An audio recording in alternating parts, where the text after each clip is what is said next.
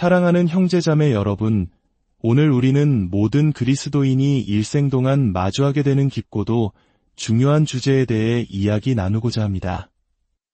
바로 유혹이라는 것은 파도 앞에서 어떻게 우리의 믿음을 지켜낼 수 있는가에 대한 지혜입니다.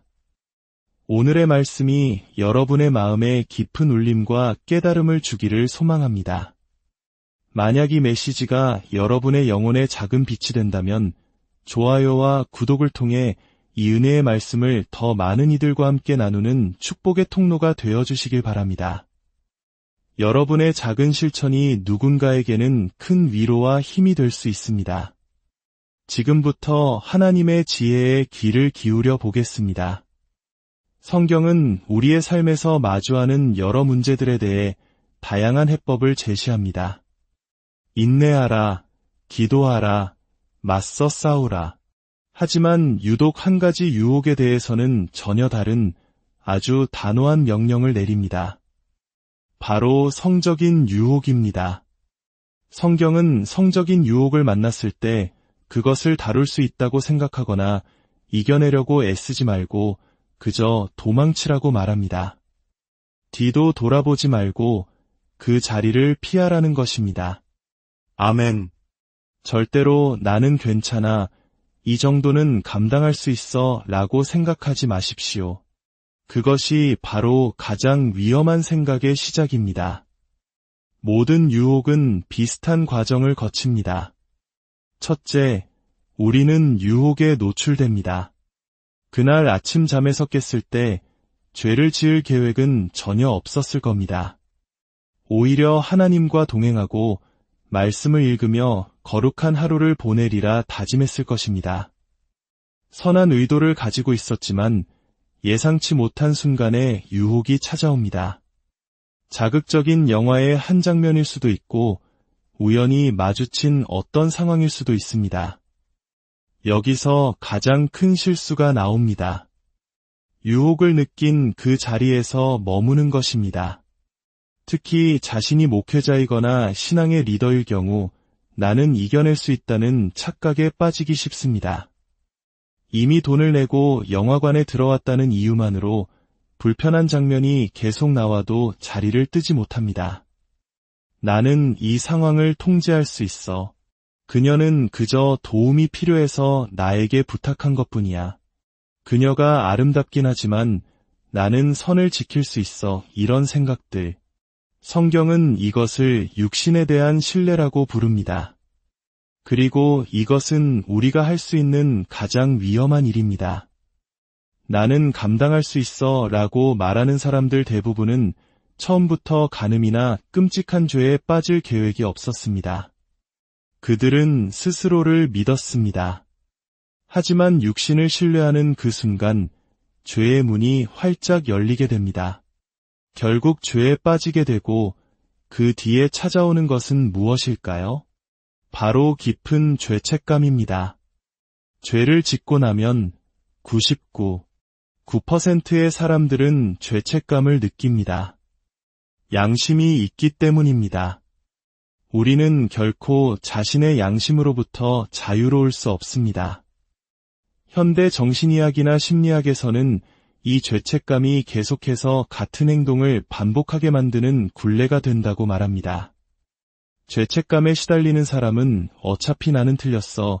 이왕 이렇게 된 거 끝까지 가보자라는 파괴적인 생각에 빠지기 쉽습니다. 이것이 바로 악순환의 고리입니다. 세상의 학문은 이 문제에 대한 해답을 가지고 있지 않습니다. 오직 예수 그리스도만이 그 해답을 가지고 계십니다. 그러므로 이제 그리스도 예수 안에 있는 자에게는 결코 정죄함이 없나니 이 말씀이 바로 죄책감과 반복되는 죄의 고리를 끊어내는 유일한 능력입니다. 어떤 분들은 이렇게 질문할 수 있습니다. 모든 죄는 다 똑같은 죄가 아닙니까? 유독 성적인 죄를 더 크다고 이야기하십니까? 네, 저는 성경에 근거하여 죄에도 경중이 있다고 분명히 말씀드립니다. 예수님께서 본디오 빌라도 앞에 서셨을 때를 기억하십니까? 빌라도가 내 백성과 대제사장들이 너를 내게 넘겼다고 말하자 예수님께서는 나를 내게 넘겨준 자의 죄는 더 크다고 말씀하셨습니다. 예수님을 넘겨준 대제사장 가야바의 죄가 그저 상황에 휩쓸린 빌라도의 죄보다 더 크다고 분명히 말씀하신 것입니다. 물론 단 하나의 죄라도 우리를 지옥으로 이끌기에 충분합니다. 그렇기에 우리에게는 구원자 예수 그리스도가 필요한 것입니다. 하나님의 의와 거룩함은 타협의 대상이 될 수 없습니다. 그렇다면 왜 성적인 순결이 이토록 중요할까요? 왜 성적인 죄는 다른 죄와 구별되는 것일까요? 성경은 우리가 성적으로 죄를 지을 때 그것은 단순히 윤리적인 문제를 넘어 우리 자신의 몸에 직접 죄를 짓는 것이라고 말합니다. 고린도전서 6장 말씀입니다. 창녀와 합하는 자는 그와 한 몸인 줄을 알지 못하느냐 일러스되 둘이 한 육체가 된다 하셨나니 주와 합하는 자는 한 영이니라. 그리고 바로 다음 구절에서 이렇게 명령합니다. 음행을 피하라. 창세기의 요셉을 보십시오. 그는 왜 보디발의 아내로부터 도망쳤을까요? 저는 그가 만약 그 자리에 더 머물렀다면 마음이 바뀔 수도 있다는 두려움을 느꼈기 때문이라고 믿습니다. 그는 나는 이 아름다운 여인을 감당할 수 있어 라고 말하며 버티지 않았습니다. 그녀의 아름다움, 그녀의 향기, 그녀의 유혹적인 눈빛 앞에서 자신의 의지를 시험하지 않았습니다. 그는 그저 도망쳤습니다. 그 과정에서 그는 자신의 겉옷을 빼앗겼습니다. 요셉의 삶을 보면 그는 늘 겉옷을 잃어버리는 것처럼 보입니다. 형제들에게 팔렸을 때도 채색 옷을 빼앗겼고 이제는 유혹을 피하다가 또 겉옷을 잃었습니다. 하지만 기억하십시오. 주님을 영화롭게 하기 위해 거룩함을 지키기 위해 기꺼이 겉옷을 버렸을 때 하나님께서는 그에게 이집트 전역을 다스리는 총리의 새로운 옷을 입혀주셨습니다. 만약 당신이 주님을 위한 간증을 위해 당신을 구원하신 분을 영화롭게 하기 위해 기꺼이 세상의 겉옷을 포기한다면 하나님께서는 당신에게 통치와 영광의 새로운 옷을 입혀주실 것입니다. 고린도전서 6장은 계속해서 이렇게 말씀합니다.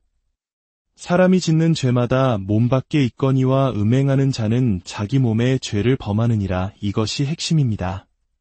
두려움, 걱정, 불평, 불만과 같은 다른 모든 죄들은 우리 몸 밖에서 일어납니다.